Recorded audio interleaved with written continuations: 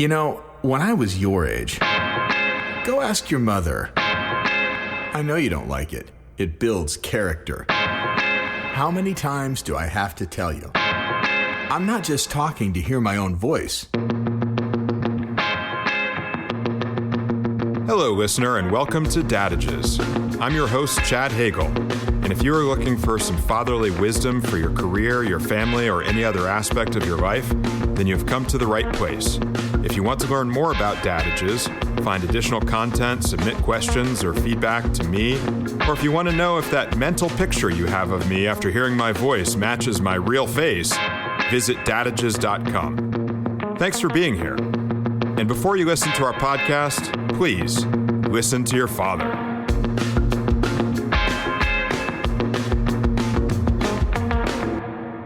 This is the first episode of the Dadages podcast. I'm your host, Chad Hagel. So where do we start? Listener, let's together ask and answer two important questions. One, what are Dadages? And two, what the heck are we all doing here? That's as good a place as any to begin our time together. So what are Dadages? Thank you for asking. Let me start by sharing a couple of things about myself.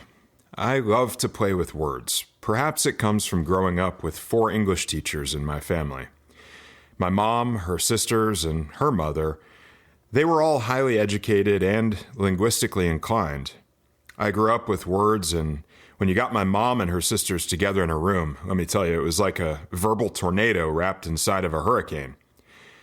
So in my OCD mind, I'm constantly playing a torrential downpour of words, associating words with one another, stringing them together in meaningful or sometimes completely meaningless wordplay.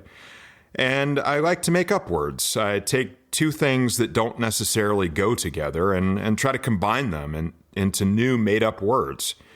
Usually it is in an effort to make some sort of pun, and the majority of the time that effort falls flat on its face.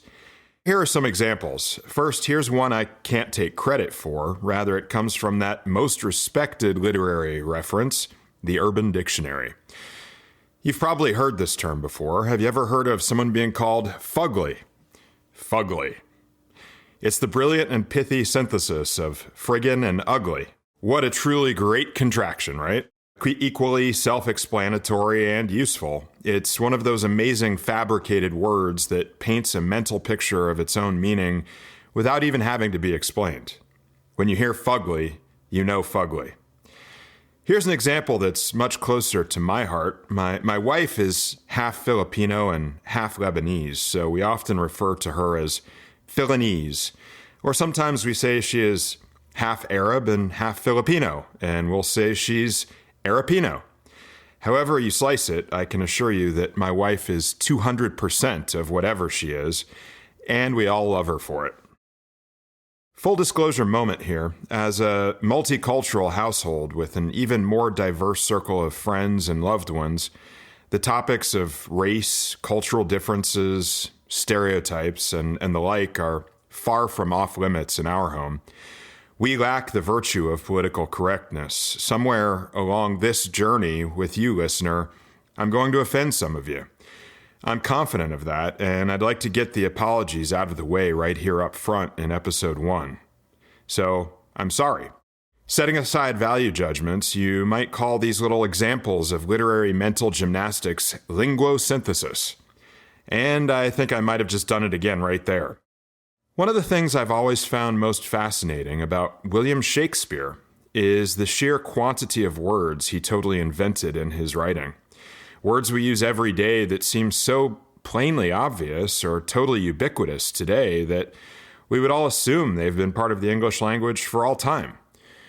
Words like bandit, critic, elbow, not the actual body part, but its use as a verb to elbow someone.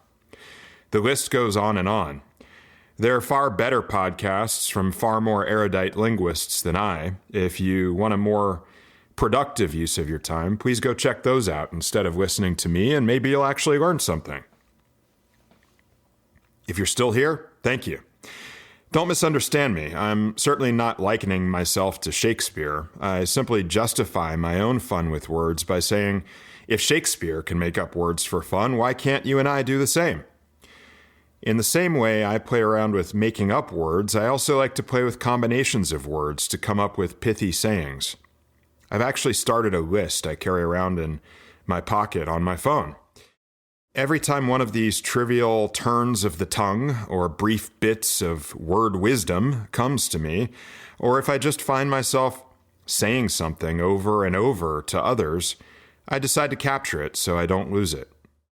I, being the Chad, have always called these sayings Chadages when I share them with my close friends, professional colleagues, or family in person, but at some point along the way, I started to entertain the notion that I should share these bits of wisdom with others. The idea of talking to a broader audience and referring to these sayings as Chadages just seemed a bit presumptuous or vain. The notion of incorporating my own name into a new word to describe bits of knowledge and wisdom that can be shared with others didn't really sit well with me. And perhaps I'm a bit presumptuous and vain in reality, but I prefer you to keep listening to this podcast and discover that for yourself over the days and weeks ahead, rather than me spoiling it right up front with a podcast title that broadcasts vanity prematurely. Enter Dadages, the linguo-synthetic solution to all of my problems. I, in fact, am a dad. I have been a dad for 18 plus years now, and I have two amazing sons, Braden, 18, and Camden, 16. Much more about that to come. And who can argue the notion that dad is the supreme all-wise expert on all things in life? Dadages can cover topics ranging from business to family to personal to the great truths of life. With a quick name change, my bits of wisdom are instantly anonymous and universal, insightful and incontrovertible. Dadages. Well, maybe not, but at least the term captures my attempts at creativity and terrible humor. Both of these will be hallmarks of this podcast, I can promise you that. Now we all know what a dadage is. So on to our second question for this introductory podcast. What the heck are we all doing here? I'm not asking an existential question here. I'm not trying to get to the root of our humanity and our purpose for being. That's a completely different podcast. If you want to delve into any of those vastly more important questions about life, I'd recommend you go check out Philosophize This, hosted by Stephen West. It's really a great podcast. The question I'm posing for our discussion is, why am I recording a podcast, and what can you, as the listener, expect from this podcast? My 18-year-old son, Braden, is actually the podcast junkie in the family. He's a Joe Rogan enthusiast in particular, but he really inspired me to start checking out podcasts. I can say as a father, and I hope those of you that are parents can say the same thing, I often find inspiration from my children. I think if you aren't being inspired by your children, you simply aren't paying close enough attention. So Braden got me started listening to podcasts, and I've found some in several different genres that I enjoy. I talked about Stephen West and Philosophize This a moment ago. For sheer entertainment value, I often tune into Smartless with Jason Bateman, Sean Hayes, and Will Arnett.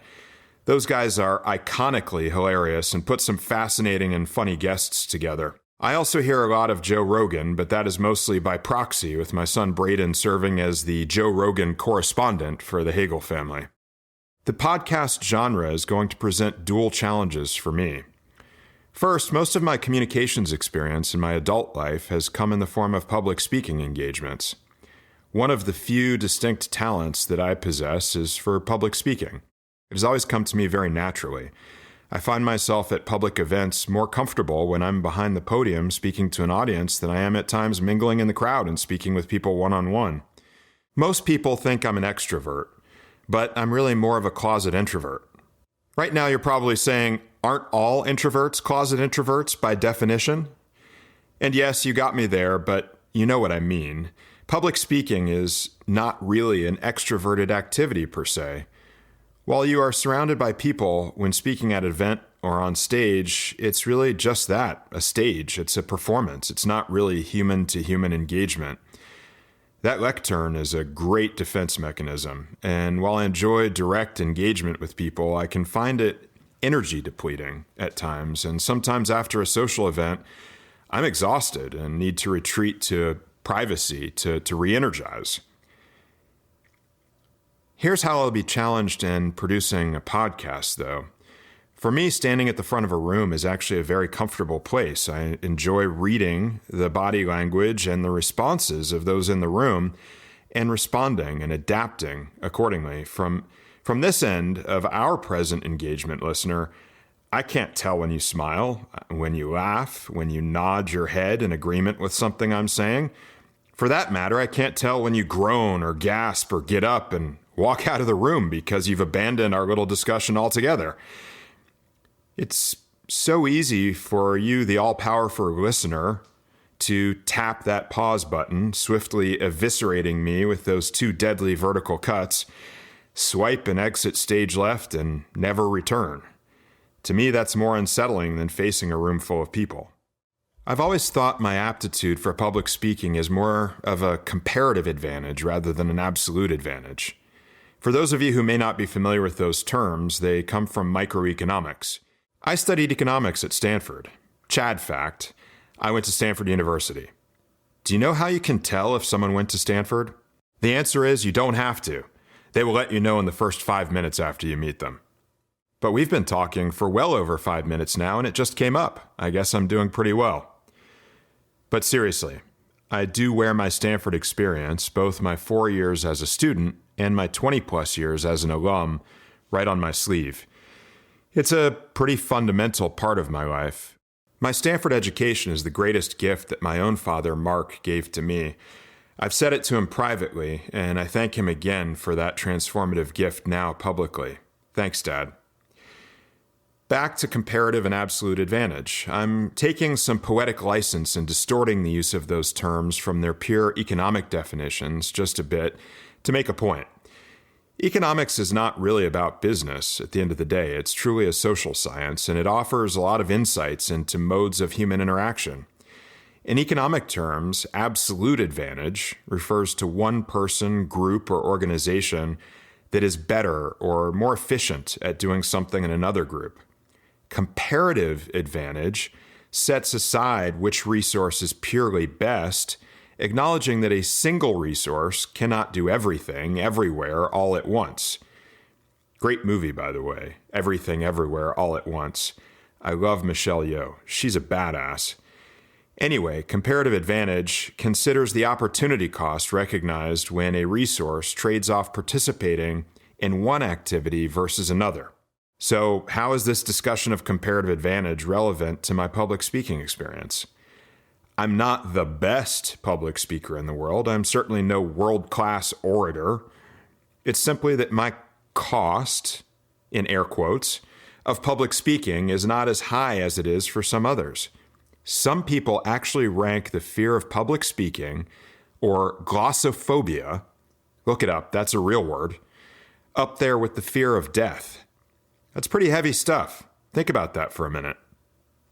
I'm thankful I don't suffer from such a fear, and I suppose that makes me the obvious choice if we are ever faced with a public speaking emergency and somebody has to step up to the mic to save us.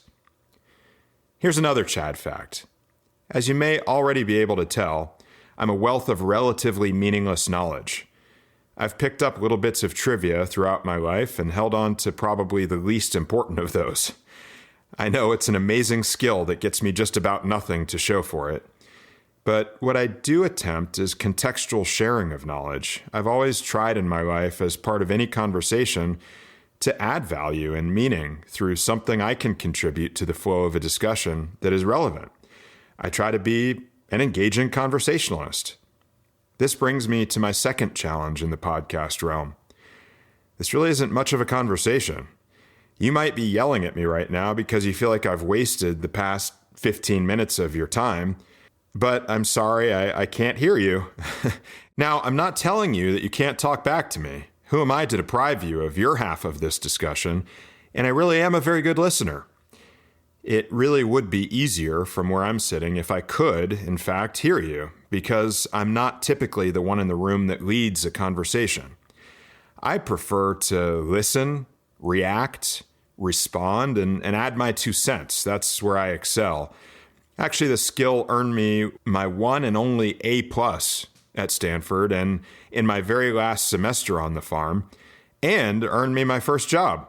This is a funny story and one that I'm a bit embarrassed to share publicly, but I think I've exceeded the statute of limitations within which a professor could dock me for what I'm about to share with you. So that final semester at Stanford in 1998, when I was taking a seminar-based economics course, I think I knew deep inside that I had really studied as much as I was ever going to study in 4 years at Stanford when it came to economics. So I honestly did very close to 0% of the readings that we were assigned in that class. I would come to the class ready to listen, though.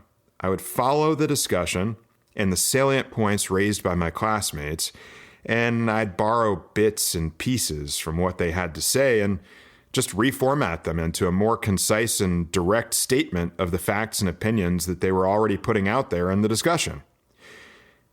Everyone seemed to be impressed with what I was able to articulate and add to the discussion, even the professor. Like I said, that got me an A+. There was this one guy, though, who sat in the front row of the class every day, and he was always wearing these boots. He was very Euro. I remember the boots, the Euro boots, and I suspected he was gay. One day in the last week of classes, he approached me after class. A bit to my surprise, he was not asking me out. Instead, he said, "I'm very impressed with how well you speak and what you contribute to the class, but I have to ask, have you read a single thing for this class?" Busted. I was honest. No, I really haven't. Interesting, he said. I have a company I'm starting, and I'd like to offer you a job. That was 1998 in Silicon Valley. Everyone was starting a company, it seemed.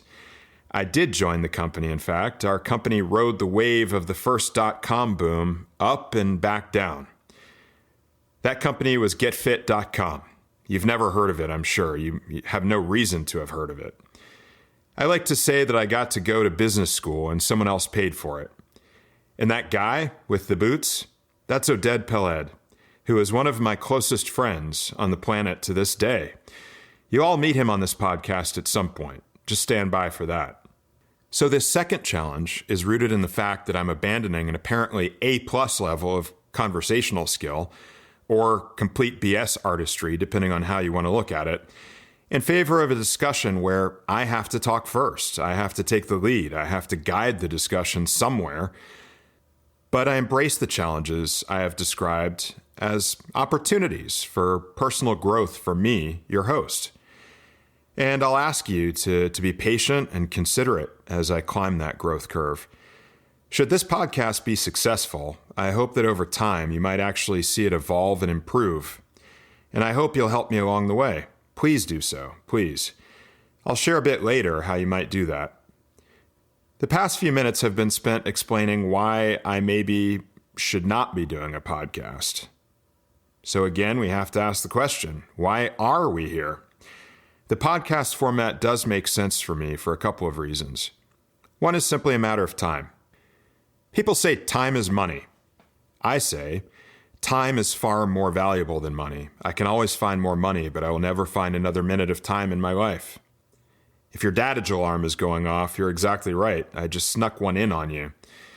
But that's not the basis for this introductory episode. Don't worry, we'll come back to that one in the future and do a whole episode on that particular Dadage.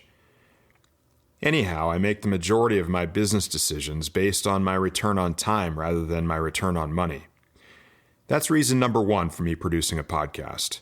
I've contemplated sharing my perspectives with a broader audience for some time. I've thought about writing a book, but I struggled to carve out the amount of time that would be required to invest into such an endeavor, especially with no guarantee whatsoever that I could actually pull it off. The amount of time that I would have to invest in authoring a book before I could even recognize if it was succeeding was absolutely daunting to me.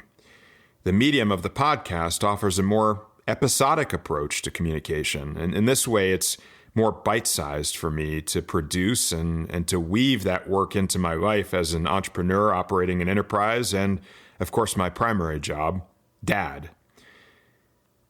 The very nature of what I have to share also lends itself to loosely assembled, fragmented approach to communication. Frankly, my perspectives might not come together that cohesively into a book, at least not for now. If I have ever developed a volume of content and I decide to write a book one day, though, I don't want you coming back and calling me out on this point, please. So, my very first exposure to an absolutely brilliant podcast wasn't really a podcast at all. Mike Rowe, a great communicator with an amazing, silky smooth but manly voice, who I personally recognize as the host of Dirty Jobs, but know that he has a long and prolific career in front of the camera and behind the mic. Mike wrote a book called The Way I Heard It that was based on his podcast by the same name. And here's a mind bender for you. I listened to Mike's book on Audible as an audiobook. So I listened to Mike reading an audiobook he recorded of the book he wrote about the podcast he recorded. Wow, way to go, Mr. Rowe. You really got mileage out of that one. Brilliant. Now, Chad Hagel is certainly no Mike Rowe, but I'm certainly smart enough to follow his lead. Thanks, Mike. And as my own dad likes to posit, how do you eat an elephant? The only answer is one bite at a time. There you go. Maybe that will make for a good episode down the road, too. Reason number 2 for the podcast format: iteration. This is virgin territory for me. I've never written or recorded any piece of media to be distributed to a large audience, presuming for the moment that this podcast will reach a large audience someday. Taking a more incremental approach to distributing a podcast one episode at a time gives me a chance to stick and move like a boxer, to adapt and change as I go, and hopefully improve the work product I'm offering you as I go. Many great authors have written about the importance of failure and how failing fast can breed success. I can promise you an episode on that topic down the road as well, as long as you'll stick by my failures and by my iterations long enough to get there. And this is where you can help also. I talked earlier about the challenge I face in this conversation with you because I can't hear what you have to say. Well, that's not really true. You can make your voice known if you like, and I ask that you please do so. I've set up a website. I know, that's so 1998. You can visit dadages.com, Dadages.com, and share your feedback there on every episode, or email me at chad@dadages.com. I would love to hear from you. You won't find me on the socials. No Gram, no Twitter. That's just not me and wouldn't be authentic. I'll stick with my late 90s social media tech, thank you very much. I think the fatherly nature of my podcast grants me full license to be old school. Reason number 3 for Dadages to come to life as a podcast. I've often been told that I have both the voice and the face for radio. I'm pretty sure one of those two observations is a compliment. I think my voice is one of the most positively recognized attributes I possess. I'm no professional vocal artist. You'll have to stick around for episode number 2 to hear from one of those. I know I have some untrained aspects in my patterns of speech, perhaps a few too many ahs and ums, but I hope most of those get taken care of in post-production. And I have this weird way of swallowing my L's that causes some people to misunderstand certain words I say. Now that I've pointed them out, I hope you aren't singularly focused on my little speech nuances and can still enjoy listening to the sounds of my voice in this podcast. But I'll try to channel my inner Mike Rowe to offer you quality vocal artistry from here on out. Now we've established why I'm here. Why are you here, listener? Did you stumble upon this podcast? Did someone encourage you to check it out? Or maybe you're just one of the dozen friends or family I just guilted into listening. Like I said, visit us online, share your story, let me know what brought you here, and let me know what you think about the podcast. Let's get back to Dadages now. We've discussed what Dadages are, but where do Dadages come from? You should know something else about me. I give a lot of advice, and I seek a lot of advice. I'm sort of an advice aficionado or an advice connoisseur at this point in my life. I'm one of those peoples that others come to for advice. Some of that comes from being an entrepreneur and being an activist, philanthropic investor. People know I've built my own business, and a lot of people are looking for insights and guidance in doing that for themselves. Others know that I've engaged at a high level with many startup nonprofits and institutions, particularly in the realm of education. I've learned how to navigate organizations, small and large, and how to make a positive impact. As much as I enjoy building things at work and building organizations, I enjoy even more building people. I like to help young people in particular chart a course for themselves and connect the dots to make their objectives realities. I'm also an opinionated person, and I feel that my opinions are earned through hard work, positive contributions, and the experience gained. We'll do a whole episode in the future about opinions as well. I also tend to be a very philosophical person. I'm not saying that I'm a philosopher. The only philosophy class I struggled through at Stanford proved that fact for certain. I simply couldn't think or write the way they wanted me to think or write, so you won't find me on an episode of Philosophize This.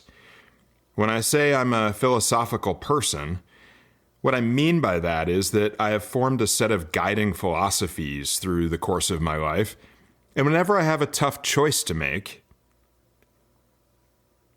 I tend to evaluate the decision through the lens of one of those philosophies, and to make my decision based upon one or more of them. So I guess the message here is that I'd never try to offer you advice that I'm not willing to take myself. Most dadages are little pithy sayings born out of the wrinkled gray matter of my own mind.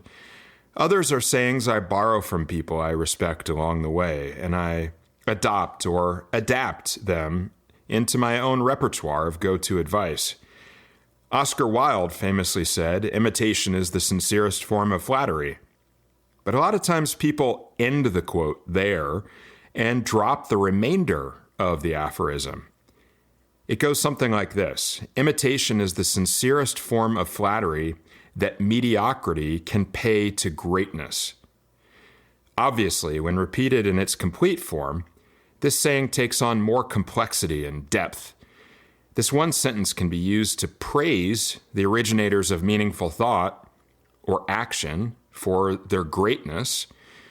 It can also be used to demonstrate how imitation of one's work is synonymous with complimenting that work. But applied in a more critical sense, it could mean that one who copies another is relegated to mediocrity. Ironically, Oscar Wilde didn't come up with this saying on his own. He adapted it from the work of Charles Caleb Colton, who preceded him. And Triple C, as I affectionately refer to him, adapted it from works dating back to the early 1700s. So I tend to believe that none of these guys were really trying to cast shade on folks for copying or adapting what came before them, unless they were super self-critical. All of that being said, if me borrowing from great individuals who came before me makes me mediocre, so be it. I long ago became comfortable with the notion of mediocrity. Before you start thinking I suffer from low self-esteem or that I'm just sandbagging and setting low expectations for myself, let me explain. When I arrived at Stanford in 1994, I came from a small prep school in Central Florida. I was accustomed to being a big man on campus and never really having to struggle that much, even though I did work hard, because I got by mostly on natural ability. In the Stanford ecosystem, though, I was surrounded by people who were the very best in the world at whatever they did. In my class alone were Tiger Woods, several Olympians, a world-renowned classical concert pianist, and several of the greatest minds in science and engineering that I've ever met. And listener, that leads me finally to the topic for episode number 2 of Dadages, and here comes our very first official Dadage. Always surround yourself with people who are better than you are at what they do best, and then let them do it. Continue to episode 2 and learn more. Oh, and before I depart today, we will close each episode of Dadages with the dad joke of the day. This one is in honor of an individual who was admitted to Stanford along with me freshman year, but she hit it big time and never showed up. This joke is actually a conversation between Dad and Mom. Dad: "Honey, I was just listening to the radio on my way into town. Apparently an actress just killed herself." Mom: "Oh my, who?" Dad: I can't remember. I think her name was Reese something." Mom: "Witherspoon?" Dad: "No, it was with a knife." Trust me, you have a lot more to look forward to where that came from. Remember, everyone, Dad may not always know best, but he sure can sound like he does. Thank you for listening to Dadages. If you enjoyed this episode, remember to visit Dadages.com and subscribe to the Dadages podcast to get notified for future episodes. You can rate or review on Spotify and Apple Podcast. Why? Because I'm your father, and I said so. Just a little respect is all I ask for. I put a roof over your head and food on the table, and what do you do? No, tell me exactly what do you do, because I'm doing everything. I'm paying for everything. No, get back here. Get back here right now.